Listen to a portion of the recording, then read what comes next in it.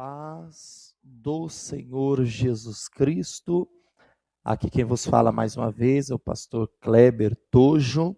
E nesta feita eu quero glorificar a Deus mais uma vez por mais uma aula, mais uma doutrina sistemática, mais uma matéria teológica, mais uma disciplina teológica que nós vamos estudar dentro da faculdade FATESB, Fonte de Belém, a faculdade cujo reitor é o pastor Aldemário Brandão. E hoje nós estamos estudando aqui no núcleo, na Assembleia de Deus, a Casa dos Pregadores, na região de Parelheiros, na rua Amélia Casal, número 615. Nós estamos estudando nesta feita o módulo Sistemática 2, que é o livro da FATESB, onde tem 5 matérias. O livro é o Sistemática 2, onde nós já estudamos a matiologia, soteriologia, eclesiologia, angelologia, e agora estaremos estudando a matéria escatologia, doutrina das últimas coisas.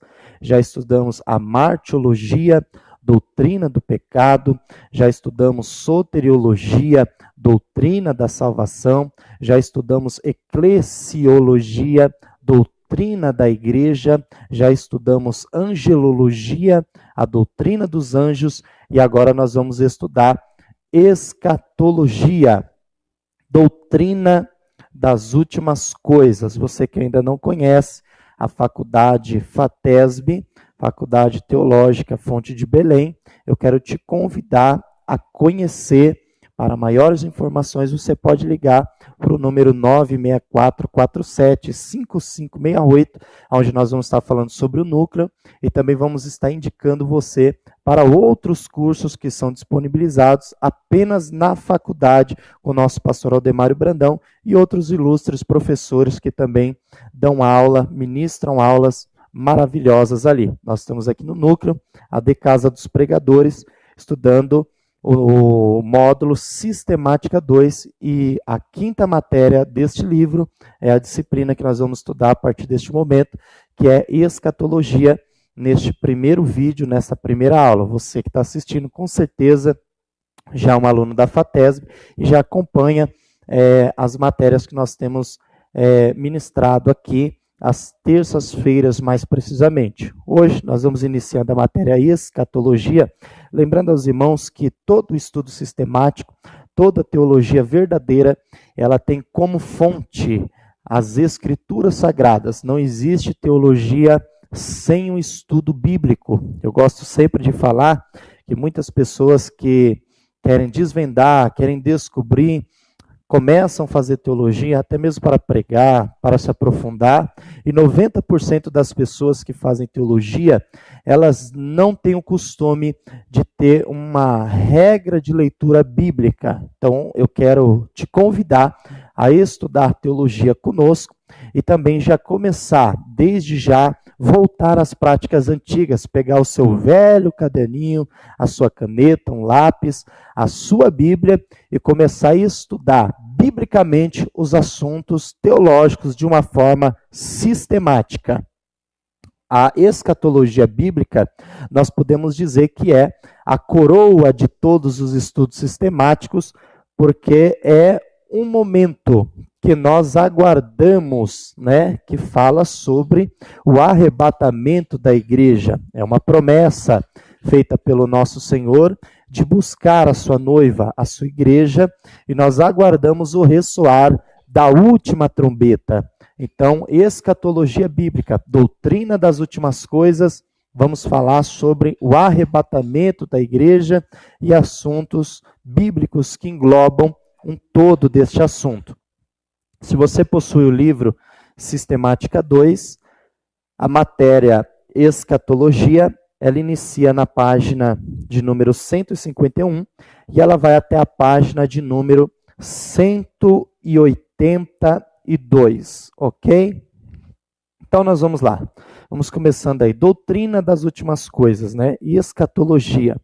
Este termo é formado de duas palavras gregas, escatos e logia. escatos, quer dizer posterior ou último, e logia é tratado, ciência, estudo. Nós aderimos a palavra tratado, então seria tratado das últimas coisas, doutrina das últimas coisas. Quando nós falamos de escatologia, nós temos que entender que essa palavra, dessa forma que nós empregamos, ela não está diretamente inserida nas páginas das Escrituras Sagradas, mas nós vamos encontrar na Bíblia expressões, como no livro de Isaías 2 e também de Miqueias 4:1, que é o mesmo texto dentro da Revelação, que usa a expressão últimos dias, né? Nos últimos dias. Também vamos encontrar a expressão nos últimos tempos, como no de 1 Pedro 2, capítulo 1, versículo 20. E vamos encontrar também última hora, como 1 João 2,18. Pensar em escatologia é a gente entender o que nós falamos na aula de eclesiologia, né? De uma forma sofisticada, como se pronuncia o grego. E os irmãos lembram que nós falamos sobre igreja, né? Quando nós falamos da igreja de Cristo aqui na Terra, como um organismo vivo, reino de Deus, e também como instituição, organização que se move aqui na Terra, nós lembramos de duas fases da igreja: igreja militante e igreja triunfante. A escatologia bíblica vai tratar sobre a transição desses dois períodos, onde nós vamos ter o final do período chamado dispensação da graça, e nós vamos entrar no que nós chamamos de as bodas do Cordeiro, porque nós seremos tirados aqui dessa terra. Então nós deixaremos de ser igreja militante, a igreja que está executando as suas funções aqui na terra, trabalhando para o reino de Deus aqui na terra, ganhando almas, edificando a igreja, se organizando, e passaremos a ser igreja triunfante, que estará com Cristo para reinar com Ele para todo sempre. Então, falar de escatologia é entender que é uma transição entre o período que nós estamos vivendo de igreja militante para nos tornarmos igreja triunfante de Cristo. Quando nós falamos disso, ainda falamos também que nós temos que pensar em escatologia bíblica é entender não só os períodos da história, no que nós falamos de passado, presente e até futuro, mas o que vai além do futuro, que é a eternidade. Quando nós falamos de eternidade, essa palavra que quer dizer sem começo e sem fim. Então, nós abordamos aí a partir da página 152 até a página de número 159, algo muito importante. Nós temos que entender o que nós vamos falar sobre as 7 dispensações em que a humanidade foi experimentada e ainda será experimentada por Deus. É necessário, antes de nós abordarmos os temas que nós vamos abordar dentro dessa aula, entendermos as 7 dispensações, que são os 7 períodos teologicamente que Deus experimentou os seres humanos e ainda experimentará no período futuro. Quando nós falamos de entender essas 7 dispensações, precisamos entender os 3 tempos que nós temos aqui na Terra, que é passado, presente e futuro. Quando nós falamos de passado, o passado um dia foi presente, e o passado que um dia foi presente também já foi futuro. O futuro já se tornou, que naquela época seria o passado, seria o futuro, já se tornou passado.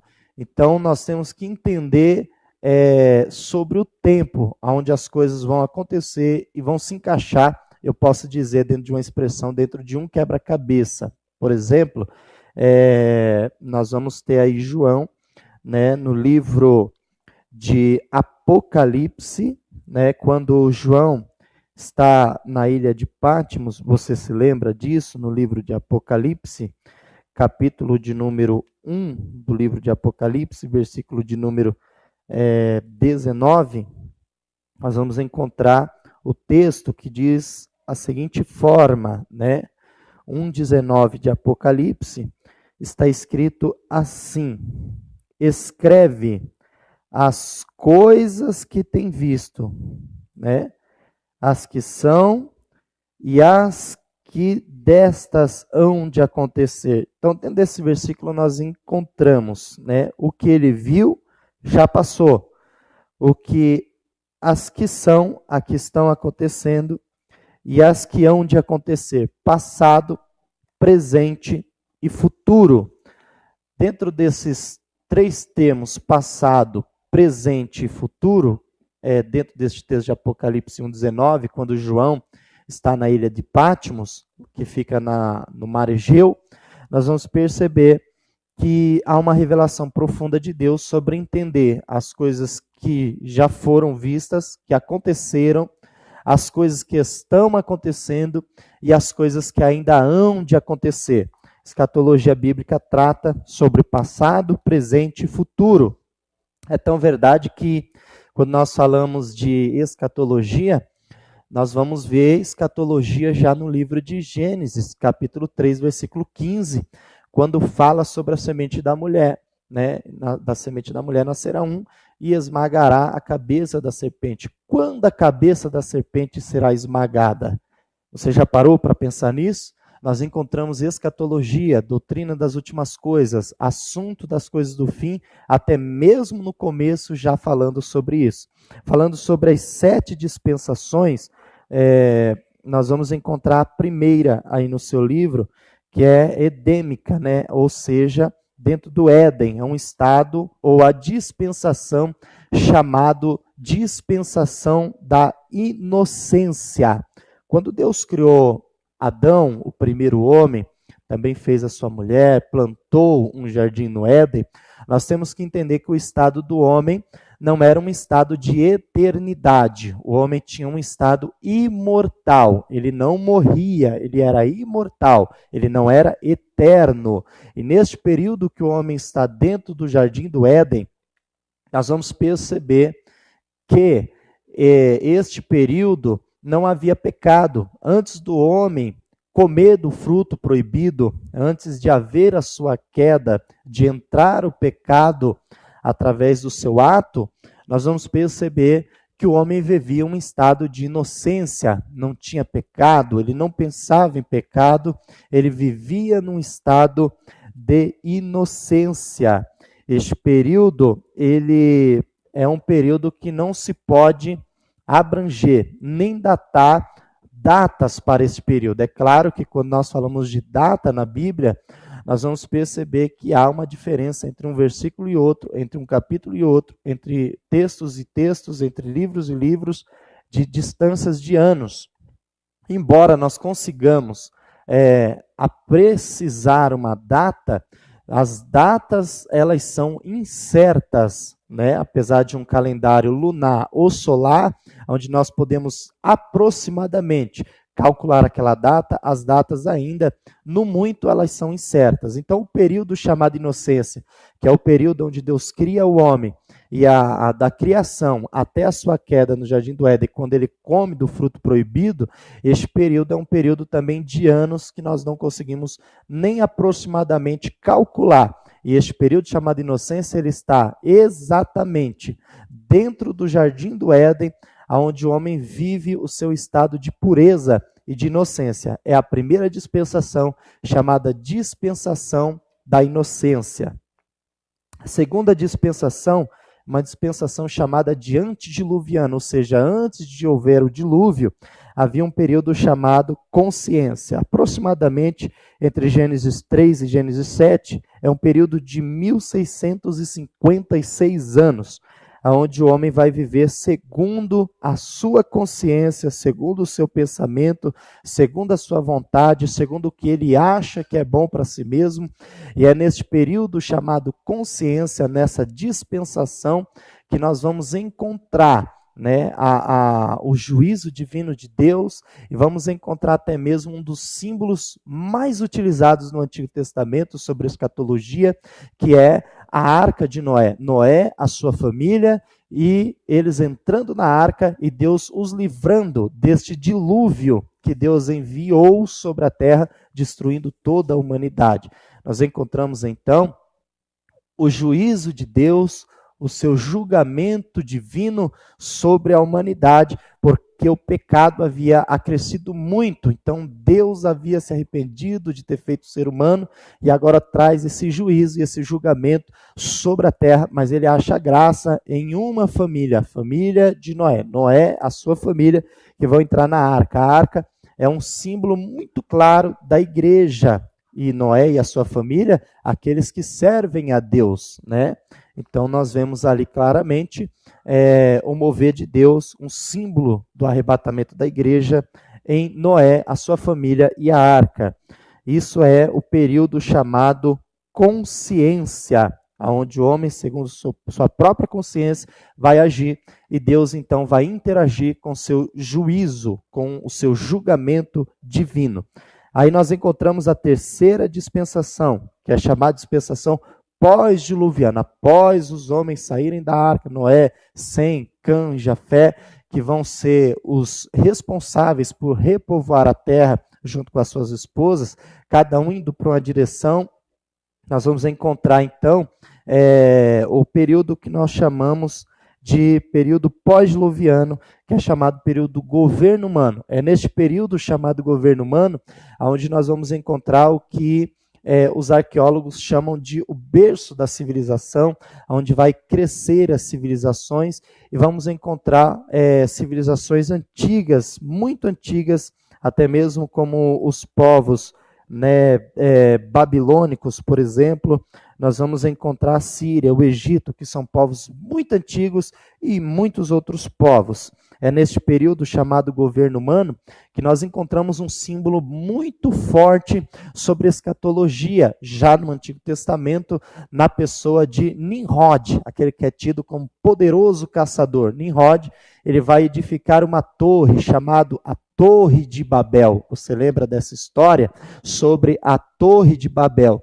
Quando nós falamos da Torre de Babel, você lembra que ele queria construir uma construção que chegasse até os céus, e ali é onde Deus então vai confundir as línguas, né? E vai sair vários povos dali, cada um em uma direção, e surgem aí as nações, os povos, as línguas. Mas quando nós falamos de escatologia, Nimrod é uma representação clara do anticristo, e a Torre de Babel é um símbolo claro da unificação de um único governo, de um governo global, né, onde o anticristo ele vai estabelecer no seu período do seu reinado aqui na Terra, ele vai criar um único governo, uma única moeda. Nós vamos estar falando sobre isso mais para frente. Então, Nimrod é um símbolo do anticristo, e a Torre de Babel, ela também é um símbolo, né, de um único governo, de um só povo, uma só moeda.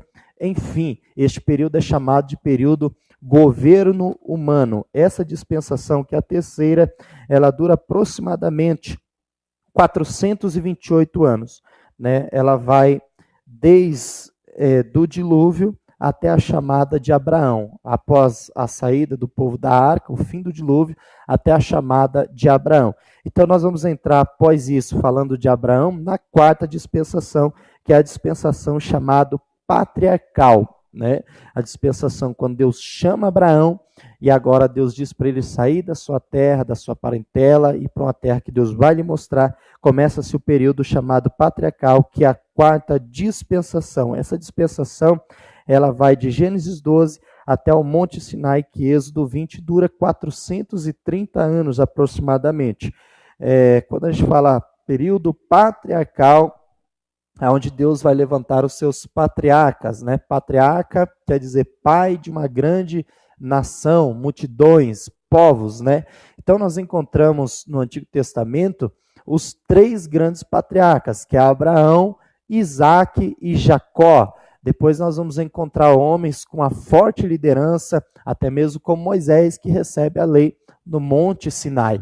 Então, este período chamado patriarcal, ele vai desde a chamada de Abraão até o Monte Sinai, onde inicia-se, onde Deus dá ali a lei, o decálogo, onde Deus vai dar a Moisés o que nós chamamos de as tábuas da lei. Deus entrega a lei para Moisés e inicia-se ali uma outra dispensação, que é a quinta dispensação chamada lei, né, que vai de Êxodo 20 até o Calvário. Gálatas 3, capítulo 3, versículo 10 ao 24, durou cerca de 1445 anos. Este período, neste período, nós vamos ter que entender que este período chamado lei, até a cruz do Calvário, a morte, a ressurreição de Cristo, onde inicia o período chamado graça, a dispensação chamada graça, nós temos que entender que há um grande intervalo e Deus vai fazer muitas coisas, vai trabalhar de uma maneira extraordinária, que é nesse período chamado lei que nós vamos encontrar legisladores, pessoas que vão liderar o povo de uma forma diferente. Por exemplo, falando de dispensação, período chamado lei, nós vamos ter que parar para entender que nós vamos encontrar homens como Moisés, como Josué, Samuel e os 12 juízes de Israel. Falando sobre isso, nós vamos ver que há uma transição aqui, nesse período chamado lei, porque até esse período dos juízes, nós vamos ter um período chamado teocrático, ou seja, teo, Deus, e cracia, que quer dizer poder, ou seja, Deus no poder, ou seja, um governo cujo Deus é quem governa o seu povo. Então, quando Deus chama Moisés, ele está governando. Quando ele chama Josué, quando Josué assume a liderança, Deus está governando. Quando aparece Samuel, quando aparece os juízes, ou quando aparece juízes, e por último Samuel, Deus ainda está governando o seu povo. Este período é chamado de teocracia, onde Deus governa o seu povo, desde a criação. Até aqui, nós vamos ver Deus governando até a época dos juízes. Entre a época dos juízes e o primeiro rei da nação de Israel, que é Saul, nós vamos ter uma transição deste período que é chamado teocracia, e após o povo clamar, Deus levantar Saul como rei, nós vamos ter um período chamado agora monarquia, ou seja, onde nós vamos ter um chefe, um monarca, um rei, uma rainha, alguém reinando sobre a nação de Israel. Não é mais Deus que dita a legislação política e a política de Israel, mas agora nós vamos ter o próprio homem, ou seja, um chefe de estado, um governador, um rei, um monarca, que vai ditar as suas leis ali da jurisprudência e assim por diante. Então essa daí é o período chamado monarquia. O período de teocracia, que é o período onde aparecem ali Deus governando, por não haver assim uma contagem, mas nós contamos de uma certa forma em 465 anos esse período onde Deus governa, teocracia. E temos nesse período chamado monárquico, período da monarquia, nós vamos ter um período de 490 anos, onde Deus agora permite que reis vão governar. Esse período de monarquia ele vai terminar por volta ou por ocasião do grande cativeiro babilônico, por volta do ano 605 a.C. Aí nós vamos ter o período imperial gentílico, que vai durar 605 anos. Este período de 605 anos é o período onde nós vamos encontrar os 4 grandes impérios mundiais, que é o Império Babilônico, o Império Medo-Persa, Grego-Macedônio e o Império Romano. Quando nós falamos do Império Romano, nós temos que parar e pensar que exatamente neste período, onde há a pausa da revelação dada a Daniel, das 70 semanas, é o período onde há a pausa das semanas proféticas. Aí nós entramos na sexta dispensação, que é a dispensação chamada dispensação da graça. Nós falamos do período lei, que é do Monte Sinai, de Êxodo 20, até a crucificação do Calvário, que está citada nos 4 evangelhos, no Evangelho do Amor, o Evangelho Universal, que é o Evangelho de João, e também nos 3 evangelhos sinóticos, que são Mateus, Marcos e Lucas, mas também um texto que está em Gálatas, capítulo de número 3, nós vamos ver sobre este período chamado graça. Agora, nós entrando no período chamado graça, ele é um período incalculável. Por que incalculável? Porque é neste período que nós encontramos a Igreja de Cristo trabalhando. Nós encontramos ali no livro de Atos dos Apóstolos, após o dia de Pentecostes, onde eles recebem a promessa, a inicialização da obra da Igreja aqui na terra. O período chamado graça iniciou-se no Calvário, morte e ressurreição de Cristo, e ele terminará por ocasião do arrebatamento da igreja, que se dará em 1 Tessalonicenses 4,16, porque o mesmo Senhor descerá do céu. Amém? Então é neste período que nós vamos entender que há de cessar, de se encerrar o período chamado graça. Também em 1 Coríntios 15, 51 e 52, Paulo vai dizer isso que vos conta um mistério. Na verdade, nem todos dormiremos, mas todos seremos transformados, né? Aí nós vamos encontrar textos que nós vamos estar citando durante os próximos vídeos e os próximos áudios e nas próximas aulas. Mas, para ficar bem frisado, este período chamado graça é o período onde nós fazemos o cálculo, né, sobre também as 70 semanas, que nós vamos estar falando nas próximas aulas, sobre a revelação de Daniel, que são as 70 semanas proféticas, que nós entendemos por 70 semanas e dividimos em 7. Né? E se nós fizéssemos uma conta dessas 70 semanas proféticas, nós vamos entender como grupo de 7, fazendo uma matemática, olhando para o nosso Senhor Jesus Cristo, 4 vezes 7 igual 28. Mais 5, nós vamos ter 33, ou seja, os 33 anos, que são os 33 anos de ministério, de vida de Jesus aqui na terra, que foi a sua vida terrena. Jesus, aos 33 anos e meio, foi crucificado na cruz do Calvário. Quando nós olhamos para esse período que Jesus foi crucificado, quem estava reinando, quem estava imperando nessa época era o Império Romano, que é chamado na Bíblia, dentro dos símbolos, de Império de Ferro. Quando você vê a estátua de Daniel ou a estátua de Nabucodonosor, cujo sonho foi revelado por Daniel na revelação dada por Deus, a interpretação, nós vamos entender que a parte de ferro, que eram as pernas, e os pés misturado barro com ferro, nós vamos entender que fala sobre o Império Romano. Então, durante a vida terrena de Cristo, o império que estava dominando era o Império de Ferro, Roma. É neste período que nós vamos ver a ação.